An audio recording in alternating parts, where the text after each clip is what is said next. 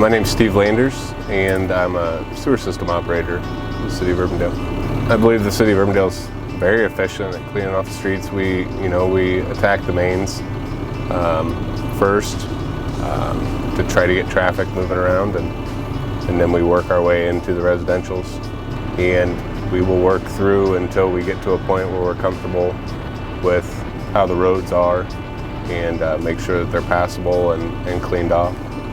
We're constantly tweaking, where we're turning and, how the trucks are moving around town to always try to make it more efficient and make sure we're getting them cleaned off as quickly as possible. Snow is our most important job. It's all about the safety of the motorists, so obviously we take it very seriously.